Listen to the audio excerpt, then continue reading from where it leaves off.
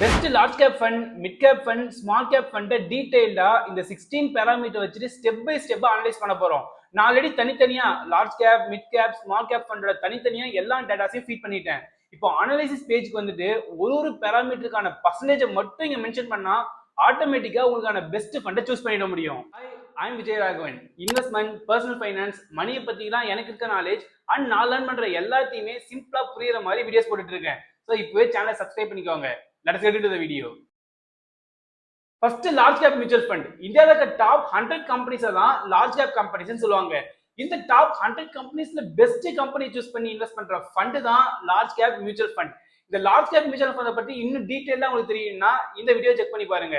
இப்போ டைரக்டா டாப் ஃபண்டை சூஸ் பண்ணலாம். இந்தியால டோட்டலா 123 லார்ஜ் கேப் மியூச்சுவல் ஃபண்ட் அவைலபிளா இருக்கு. ஃபர்ஸ்ட் இந்த 123 ஃபண்ட்ல டாப் ஃபண்டை ஃபில்டர் பண்ணிக்கலாம். அதுக்கு ஜஸ்ட் 3 ஃபில்டர் தான் அப்ளை பண்ண போறோம். First plan. நாம செலக்ட் பண்ற ஃபண்ட் எப்பயுமே growth பிளானா இருக்கணும். இந்த growth அப்ளை பண்ணதும் most of the fund reject ஆயிடுச்சு. ஜஸ்ட் 36 ஃபண்ட் தான் அவைலபிளா இருக்கு. Next AM size. நாம செலக்ட் பண்ற ஃபண்டோட ஏஎம் சைஸ் மினிமம் 1000 crore இருக்கணும். Then time since inception. ஒரு ஃபண்ட் லான்ச் ஆகி எவ்வளவு மந்த் ஆகுதுன்னு சொல்றது தான் இந்த டைம் சின்ஸ் இன்செப்ஷன். இங்க மினிமம் 120 மந்தா இருக்கணும். 120 மந்த்னா 10 இயர்ஸ். அப்போ ஒரு ஃபண்ட் லான்ச் ஆகி மோர் தென் 10 இயர்ஸா இருந்தா மட்டும்தான் அதை கன்சிடர் பண்ண போறோம். மினிமம் 1000 crore ஏஎம் சைஸ் வச்சிருக்கணும் அண்ட் growth பிளானா இருக்கணும். இந்த 3 ஃபில்டர் அப்ளை பண்ணதும் நமக்கு ஃபைனலா 19 ஃபண்ட் ஃபில்டர் ஆகி வந்திருக்கு. இந்த 19 ஃபண்ட் டேட்டாஸ் எல்லாத்தையுமே எக்ஸல் ஷீட்ல மென்ஷன் பண்ணிக்கிட்டேன். இப்போ இந்த 19 ஃபண்ட்ல இருந்து தான் டாப் ஃபண்டை ஃபைண்ட் பண்ண போறோம். First main factor AM size and expense ratio. நம்ம எல்லாரும் சேர்ந்து டோட்டலா ஒரு ஃபண்ட்ல எவ்வளவு இன்வெஸ்ட் பண்ணிருக்கோம் அப்படின்னு சொல்றது தான் இந்த AM size, asset under management. இங்க இருக்கிறதுலே மேக்ஸிமம் 76,645 crore தான். ஸோ ஐசிஐசிஐ பொட்டன்ஷியல் தான் இந்த ஏஎம் சைஸ்ல ஃபர்ஸ்ட் ரேங்க்ல இருக்கு. தென் எக்ஸ்பென்ஸ் ரேஷியோ.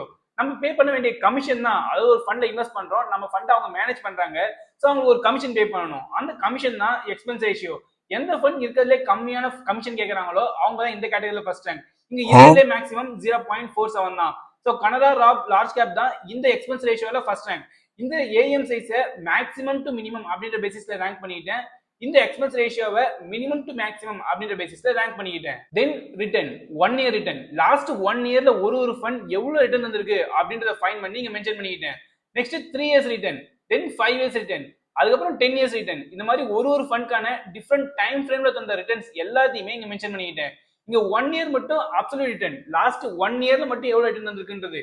ரிமைனிங் இந்த 3 இயர்ஸ் 5 இயர்ஸ் எல்லாமே CAGR return, compound annual growth rate. அதாவது லாஸ்ட் 3 இயர்ஸ்ல ஆவரேஜா இந்த ஃபண்ட் எவ்வளவு ரிட்டர்ன் வந்திருக்கு அப்படின்னு சொல்றதா இந்த 3 இயர்ஸ் சிஏஜிஆர். இதே மாதிரி 5 இயர்ஸ்னா லாஸ்ட் 5 இயர்ஸா ஆவரேஜா ஒரு ஃபண்ட் எவ்வளவு ரிட்டர்ன் வந்திருக்கு அப்படின்னு சொல்றதா இந்த 5 years CAGR. Next 10 years CAGR. இந்த எல்லா ரிட்டர்ன்ஸையும் ஃபைண்ட் பண்ணி மென்ஷன் பண்ணிக்கிட்டு எல்லாத்தையுமே ஹையஸ்ட் டு லோயஸ்ட் அப்படின்ற பேசிஸ்ல தனித்தனியா ரேங்க் பண்ணிக்கிட்டேன். அடுத்து ரோலிங் ரிட்டர்ன். எத்தனை ரிட்டர்ன் தான்டா சொல்லுது விஜய்? இல்ல இதுதான் லாஸ்ட். இது சிஏஜிஆரை விட ரொம்ப இம்பார்ட்டன்ட் இந்த ரோலிங் ரிட்டர்ன்.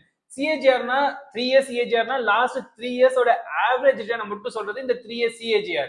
இதுவே 3 இயர்ஸ் ரோலிங் ரிட்டர்ன்னா இந்த ஃபண்ட் லான்ச் ஆனதுல இருந்து 3 இயர்ஸ் ரோலிங் பீரியட்ல ஃபைண்ட் பண்ணி அதை ஆவரேஜ் பண்ணி சொல்றது தான் இந்த ரோலிங் ரிட்டர்ன். இதே மாதிரி 7 years rolling return and 10 years rolling return எல்லாத்தையுமே தனித்தனியா ஃபைண்ட் பண்ணி தனித்தனியா ரேங்க் பண்ணிக்கிட்டேன். சிஏஜிஆர்னா என்ன, எக்ஸ்ஐஆர் ரிட்டர்னா என்ன, ரோலிங் ரிட்டர்னா என்ன, அப்சல்யூட் ரிட்டர்னா என்ன, இதெல்லாம் எப்படி கால்குலேட் பண்றது, இதுக்கெல்லாம் என்ன டிஃபரன்ஸ் சொல்லிட்டு தனியா ஒரு வீடியோ போடலான்னு இருக்கேன். அந்த வீடியோக்கு நீங்க இன்ட்ரெஸ்டடா இருந்தீங்கன்னா ரிட்டர்ன்ஸ் சொல்லிட்டு கமெண்ட்ல சொல்லுங்க, தனியா ஒரு வீடியோ போடுறேன். அடுத்து very important category risk ratio. ஒரு ஃபண்ட் அதிகமான ரிட்டர்ன் தந்தா மட்டும் பத்தாது, ரிஸ்க் கம்மியா இருக்கணும். பொதுவா நம்ம எல்லாருமே இந்த ரிட்டர்ன்ஸை மட்டும் பார்த்துட்டு எது அதிகமான ரிட்டர்ன் தந்திருக்கோ அந்த ஃபண்டை சூஸ் பண்ணிப்போம். பட் அதை ஆக்சுவலா பண்ணக்கூடாது.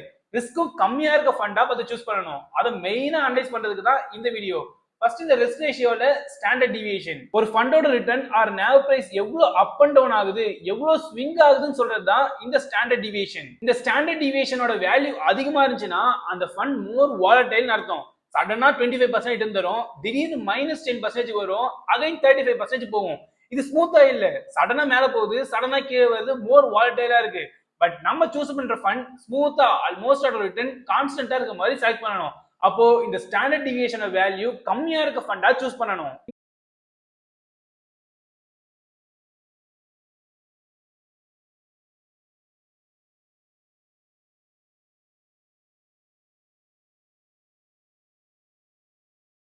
ஷார்ப் ரேஷியோனா ரிட்டர்ன் பெர் ரிஸ்க். ஒரு ஃபண்ட் ரொம்ப ரிஸ்கி, ரொம்ப வாலடைலா இருக்குன்னு சொல்லிட்டு நம்ம ரிஸ்க் எடுத்து இன்வெஸ்ட் பண்றோம்னா அதுக்கேற்ற ரிட்டர்ன்ஸ் அது தரணும். ரிஸ்க் மட்டும் ரொம்ப அதிகம், பட் ரிட்டர்ன்ஸ் கம்மியா தான் இருக்குன்னா அந்த ஃபண்டை இன்வெஸ்ட் பண்றதே வேஸ்ட். ஸோ நம்ம ரிஸ்க் எடுத்து இன்வெஸ்ட் பண்றதுக்கு எவ்வளவு எக்ஸ்ட்ரா ரிட்டர்ன் வந்திருக்கு அப்படின்னு சொல்றது தான் இந்த ஷார்ப் ரேஷியோ. இந்த வேல்யூ கம்மியா இருந்துச்சுன்னா நம்ம எடுக்கிற ரிஸ்க்கு கம்மியான எக்ஸ்ட்ரா ரிட்டர்ன் தான் தருதுன்னு அர்த்தம். இதுவே இந்த வேல்யூ அதிகமா இருந்துச்சுன்னா நம்ம எடுக்கிற ரிஸ்க்கு அதிகமான ரிட்டர்ன் தருதுன்னு அர்த்தம். சோ நம்ம அதிகமான ஷார்ப் ரேஷியோ இருக்க ஃபண்டை தான் பார்த்து சூஸ் பண்ணணும். இந்த ஷார்ப் ரேஷியோ வேல்யூல இருக்கிறதுலே மேக்ஸிமம் 1.11 தான். So Nippon India large cap ஃபண்ட்னா இந்த ஷார்ப் ரேஷியோ கேட்டகரியில first rank. Next Sortino ratio, இதுவும் சேம் ஷார்ப் ரேஷியோ மாதிரி தான். இவங்க ரெண்டு பேருமே அண்ணன் தம்பிங்க. ஷார்ப் ரேஷியோனா மார்க்கெட் கண்டிஷன்லாம் பார்க்காது, எல்லா டைமும் எக்ஸ்ட்ரா ரிட்டர்ன் தரியா அப்படின்னு கால்குலேட் பண்றது தான் இந்த ஷார்ப் ரேஷியோ. இதுவே சார்டினோ ரேஷியோனா டவுன் சைட் ரிஸ்க மட்டும் கன்சிடர் பண்ணணும். மார்க்கெட் அப் ஆனா பிரச்சனை இல்லை, நீ எவ்வளவு வேணா ரிட்டர்ன் தந்துருக்கோ. பட் மார்க்கெட் கிராஷ் ஆகும் போது, மார்க்கெட் டவுன் ட்ரெண்ட்ல இருக்கும் போது நீ எவ்வளவு எக்ஸ்ட்ரா ரிட்டர்ன் தர, லாஸ் கம்மி ஆகுறியா அப்படின்னு சொல்லிட்டு டவுன் சைட மட்டும் கன்சிடர் பண்ணி எக்ஸ்ட்ரா ரிட்டர்ன் தருதா அப்படின்னு சொல்றதுதான் இந்த சார்டினோ ரேஷியோ. இதுவும் சேம். இந்த வேல்யூ கம்மியா இருந்துச்சுன்னா மார்க்கெட் டவுன் ட்ரெண்ட்ல இருக்கப்போ கம்மியான ரிட்டர்ன் தான் தருதுன்னு அர்த்தம். இதுவே இந்த வேல்யூ அதிகமா இருந்துச்சுன்னா மார்க்கெட் டவுன் ட்ரெண்ட்ல இருக்கும் போது இது எக்ஸ்ட்ரா ரிட்டர்ன் தருது, கம்மியான லாஸ் ஆகுது அப்படின்றது அர்த்தம். சோ இந்த சார்டினோ வேல்யூவையும் இருக்கிறதே மேக்ஸிமம் டு மினிமம் அப்படின்ற பேசிஸ்ல ரேங்க் பண்ணிக்கிட்டேன். நெக்ஸ்ட் ஆல்பா அண்ட் பீட்டா, இந்த ரெண்டு ரேஷியோவுமே பெஞ்ச்மார்க் கூட கம்பேர் பண்ணி அனலைஸ் பண்றது. ஃபர்ஸ்ட் பீட்டானா ஒரு ஃபண்ட் அதோட பெஞ்ச்மார்க் கூட எவ்வளவு க்ளோஸா மூவ் ஆகுது அப்படின்னு சொல்றதுதான் இந்த பீட்டா. ஃபார் எக்ஸாம்பிள், ஒரு ஃபண்டோட பீட்டா வேல்யூ எக்ஸாக்ட் 1 இருந்துச்சுன்னா அந்த ஃபண்டும் அந்த பெஞ்ச்மார்க்கும் க்ளோஸா மூவ் ஆகுது, பெஞ்ச்மார்க் தர சேம் ரிட்டர்ன் தான் அந்த ஃபண்டும் தருதுன்னு அர்த்தம். இதுவே அந்த வேல்யூ 1 விட அதிகமா இருந்துச்சுன்னா அந்த ஃபண்ட் மோர் வாலடைலா இருக்கு, பெஞ்ச்மார்க் விட எக்ஸ்ட்ரா ரிட்டர்ன் தருதுன்னு அர்த்தம். ஆக்சுவலா இந்த பீட்டாவை ரெண்டு மாதிரி அனலைஸ் பண்ணலாம். லோயஸ்ட் டு ஹையஸ்ட்னு சொல்லிட்டு ரேங்க் பண்ணலாம், or highest to lowest rank பண்ணலாம்.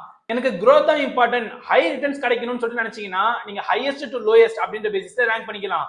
இல்ல எனக்கு சேஃப்டி தான் கொஞ்சம் இம்பார்ட்டன்ட், கம்மியான வாலடைலா இருக்கும்னு நினைச்சீங்கன்னா நீங்க லோயஸ்ட் டு ஹையஸ்ட் அப்படின்ற பேசிஸ்ல ரேங்க் பண்ணிக்கலாம். நம்ம இங்க ரிஸ்க் மெயினா ஃபோக்கஸ் பண்றதுனால நான் இங்க லோயஸ்ட் டு ஹையஸ்ட் அப்படின்ற பேசிஸ்ல ரேங்க் பண்ணிட்டேன். which means more safest ஃபண்டை சூஸ் பண்ணணும் அப்படின்ற பேசிஸ்ல ரேங்க் பண்ணிட்டேன். தென் ஆல்பா, நான் ஆல்ரெடி சொன்னேன் இது பெஞ்ச்மார்க் கூட கம்பேர் பண்றேன்னு சொல்லிட்டு. பெஞ்ச்மார்க்னா ஆக்சுவலா மார்க்கெட்னு சொல்லுவாங்க. மார்க்கெட் தர ரிட்டர்ன்ஸை விட அந்த ஃபண்ட் மேனேஜர் எவ்வளவு எக்ஸ்ட்ரா ரிட்டர்ன் தராரு அப்படின்னு சொல்றதுதான் இந்த ஆல்பா. இவருக்கு ஒரு அண்ணங்காரர் இருக்காரு, அவர் தான் இன்ஃபர்மேஷன் ரேஷியோ. எவ்வளவு கன்சிஸ்டன்டா அந்த பெஞ்ச்மார்க்கை விட எக்ஸ்ட்ரா ரிட்டர்ன் தராரு அப்படின்னு சொல்றதுதான் இந்த இன்ஃபர்மேஷன் ரேஷியோ. இந்த ரெண்டு ரேஷியோவுமே ரிட்டர்ன்ஸை பேஸ் பண்ணி இருக்கிறதுனால நம்ம இருக்கிறதே மேக்ஸிமம் வேல்யூ தான் சூஸ் பண்ணணும். சோ இந்த ஆல்பா அண்ட் இன்ஃபர்மேஷன் ரேஷியோ இது ரெண்டுத்துலயுமே மேக்ஸிமம் டு மினிமம் அப்படின்ற பேசிஸ்ல தனித்தனியா ரேங்க் பண்ணிட்டேன். ரிமைனிங் ஃபைனலா இருக்கிற ஒரே parameter maximum drawdown. Particular time பீரியட்ல ஒரு ஃபண்ட் எவ்வளவு மேக்ஸிமம் லாஸ் வந்திருக்கு அப்படின்னு சொல்றதா இந்த மேக்ஸிமம் டிராடவுன். பொதுவா மார்க்கெட் அப்பப்ப ஃபால் ஆகும், அப்படி ஃபால் ஆகிற டைம்ல நாம செலக்ட் பண்ற ஃபண்ட் கம்மியா ஃபால் ஆகி அதிகமான ரிட்டர்ன் தான் தரணும்.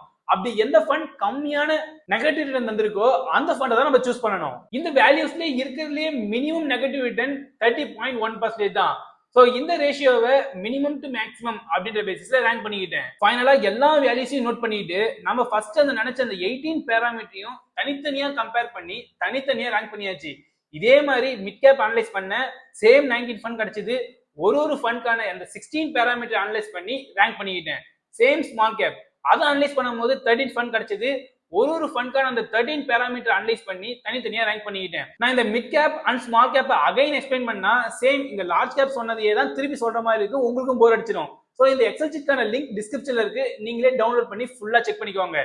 இப்போ அந்த மெயின் கொஸ்டின், இந்த ஒரு ஃபண்டையும் நம்ம தனித்தனியா அனலைஸ் பண்ணியாச்சு. இப்போ இந்த லார்ஜ் கேப்ல கிடைச்ச இந்த 19 ஃபண்ட்ல நமக்கு பெஸ்டான ஃபண்ட், அதாவது நமக்கு சூட்டபிளா இருக்க ஃபண்டை எப்படி சூஸ் பண்றது, சேம் மிட் கேப்ல இருக்க பெஸ்ட் சூட்டபிள் ஃபண்டை எப்படி சூஸ் பண்றது, ஸ்மால் கேப்கான பெஸ்ட் ஃபண்டை எப்படி சூஸ் பண்றது, நேரா அனலைஸ் ஷீட்டுக்கு போய்க்கலாம். இந்த 16 பேராமீட்டரையும் நம்ம தனித்தனியா அனலைஸ் பண்ணி உள்ள ரேங்க் பண்ணி வச்சுட்டோம். இந்த 16 பேராமீட்டர்ல ஒவ்வொருத்தவங்களுக்கும் ஒரு பேராமீட்டர் இம்பார்ட்டன்டா இருக்கும். ஒரு சில பேருக்கு ரிஸ்க் தான் ரொம்ப இம்பார்ட்டன்ட், ரிட்டர்ன்ஸ் கம்மியா இருந்தாலும் பரவாயில்ல விஜய், ரிஸ்க் தான் எனக்கு ரொம்ப இம்பார்ட்டன்ட், கம்மியான ரிஸ்கா இருக்குன்னு சொல்லுவீங்க. அதுக்கு இந்த 10 to 16 பேராமீட்டர் இதுல ஃபோக்கஸ் பண்ணுங்க. எனக்கு ரிட்டர்ன் தான் ரொம்ப இம்பார்ட்டன்ட் சொல்லிட்டு சொன்னீங்கன்னா நீங்க இந்த சிஏஜிஆர் ரிட்டர்ன் அண்ட் ரோலிங் ரிட்டர்ன்ல ஃபோக்கஸ் பண்ணுங்க. சோ இந்த பேராமீட்டர்ல உங்களுக்கு எது ரொம்ப இம்பார்ட்டன்ட்டா தெரியுதோ அதுக்கு ஹை பிரையாரிட்டி, ஹை பர்சன்டேஜ் தந்தீங்கன்னா ஆட்டோமேட்டிக்கா ஒரு category large cap, mid cap, small cap ஃபண்டோட பெஸ்ட் ஃபண்ட் டாப் 1 to 10 ஆட்டோமேட்டிக்கா ரேங்க் ஆகி இங்க லிஸ்ட் ஆயிடும். இப்போ இந்த லிஸ்ட் எல்லாமே எம்டியா இருக்கு. ஃபார் எக்ஸாம்பிள், நான் இந்த ஏஎம் சைஸ்க்கு ஒரு 10% தந்துட்டு என்டர் தந்த உடனே ஆட்டோமேட்டிக்கா இந்த பிரையாரிட்டிக்கான ரேங்கிங் ஆட்டோமேட்டிக்கா இங்க கால்குலேட் ஆயிடும். பட் இதை நோட் பண்ணிக்கோங்க, டோட்டல் எப்பயுமே 100% இருக்கும். பக்கத்துல ஒரு எரர் மெசேஜ் இருக்கு, டோட்டல் மஸ்ட் பி 100%. ஸோ நீங்க ஒரு பேராமீட்டருக்கும் ஏதோ ஒரு 5%, 10%, 15% சொல்லிட்டு ஏதோ ஒரு ப்ரையாரிட்டி பர்சன்டேஜ் தந்துட்டு உங்களுக்கு எது இம்பார்ட்டன்ட்டோ அந்த பர்சன்டேஜ் தந்துட்டு டோட்டல் நீங்க 100 வந்ததும் உங்களுக்கான ஃபண்ட் ஆட்டோமேட்டிக்கா இங்க கால்குலேட் ஆயிடும். இப்போ உங்களுக்கு ரிட்டர்ன்ஸ் தான் ரொம்ப இம்பார்ட்டன்ட்னா ஒரு ரிட்டர்ன்ஸ்க்கும் ஒரு 10% சொல்லிட்டு நம்ம தந்து பார்க்கலாமே. இங்க நான் ரிட்டர்ன்ஸை மட்டும் ஹை ப்ரையாரிட்டி தந்துட்டு ரிட்டர்ன்ஸை மட்டும் ஃபோக்கஸ் பண்ணி ஒரு 10%, 20% சொல்லிட்டு ரேண்டமா போட்டிருக்கேன். இப்போ டோட்டல் 100% வந்துருச்சு, நோ எரர். இப்போ இந்த ரேங்கிங் தான் நம்ம தந்த ப்ரையாரிட்டிக்கான ரேங்கிங். பட் இது கரெக்டான பர்சன்டேஜே கிடையாது. நம்ம எப்பயுமே ரிட்டர்ன்ஸை மட்டும் ஃபோக்கஸ் பண்ணி ஒரு ஃபண்டை சூஸ் பண்ணவே கூடாது. மேபி ஷார்ட் டேர்ம்லயோ இல்லைன்னா பர்டிகுலரா ஒரு மார்க்கெட் சைக்கிள்ல அந்த ஃபண்ட் நல்ல ரிட்டர்ன் தர சான்ஸ் இருக்கு. ஓவர் த லாங் டேர்ம் நம்ம ரிஸ்கையும் கன்சிடர் பண்ணி தான் ஒரு ஃபண்டை சூஸ் பண்ணணும். ஸோ இந்த ரிட்டர்ன்ஸ்க்கான பர்சன்டேஜ் எல்லாத்தையுமே ரெடியூஸ் பண்ணிட்டு இந்த ரிஸ்க்குக்கான பர்சன்டேஜ் நம்ம இன்க்ரீஸ் பண்ணணும். ஸ்டாண்டர்ட் டிவியேஷனுக்கு ஒரு 10%, நெக்ஸ்ட் மேக்ஸிமம் டிராடவுன், மார்க்கெட் ரொம்ப லாஸ் ஆனாலும் என் ஃபண்ட் கம்மியான லாஸ் தான் ஆயிருக்கணும். ஸோ இதுக்கு ஒரு 10% சொல்லிட்டு உங்களுக்கு எது இம்பார்ட்டன்டான பேராமீட்டரா தோணுதோ அதுக்கு ஹை ப்ரையாரிட்டி தந்துட்டு டோட்டலா இங்க 100 வந்த உடனே இந்த ரேங்கிங் தான் உங்களுக்கு சூட்டபிளா இருக்க ஃபண்ட். நான் ஆல்ரெடி இந்த கேட்டகரியில சம் ஃபண்ட்ஸ்ல இன்வெஸ்ட் பண்ணிட்டு இருக்க விஜய்னு சொன்னீங்கன்னா ஜஸ்ட் உங்க ப்ரையாரிட்டி பர்சன்டேஜ் தந்துக்கிட்டு அந்த லிஸ்ட்டுக்குள்ள உங்க ஃபண்ட் வருதா அப்படின்றத செக் பண்ணிக்கோங்க. இந்த எக்ஸென்ஷனுக்கான லிங்க் டிஸ்கிரிப்ஷன்ல தந்திருக்கேன், ஜஸ்ட் டவுன்லோட் பண்ணிக்கிட்டு உங்களுக்கான ப்ரையாரிட்டி தந்துட்டு உங்களுக்கான சூட்டபிள் ஃபண்டை சூஸ் பண்ணிக்கோங்க. One disclaimer, I am not SEBI registered person, just education பர்பஸ்க்காக தான் என்னோட நாலேஜை ஷேர் பண்ணிட்டு இருக்கேன். Do your own analysis before taking any financial decisions. நம்ம என்னதான் லாங் டேர்ம்க்கு இன்வெஸ்ட் பண்ணாலும் அட்லீஸ்ட் இயர்லி ஒன்ஸ் ஆச்சு நம்ம இன்வெஸ்ட் பண்ற ஃபண்ட் எல்லாத்தையுமே அனலைஸ் பண்ணி பார்க்கணும். அதுக்காக லாஸ்ட் 1 இயர் ரிட்டர்ன்ஸை மட்டும் எடுத்து வச்சுட்டு அனலைஸ் பண்ணக்கூடாது. லாஸ்ட் 1 இயர் ரிட்டர்ன்ஸை மட்டும் கன்சிடர் பண்ணீங்கன்னா மேபி லாஸ்ட் இயர் டாப் 1ல இருந்த ஃபண்ட் இப்போ கரண்டா பாட்டம் 1ல கூட போக சான்ஸ் இருக்கு. அதுக்காக அந்த ஃபண்டே ஒஸ்ட்ன்றது அர்த்தம் கிடையாது.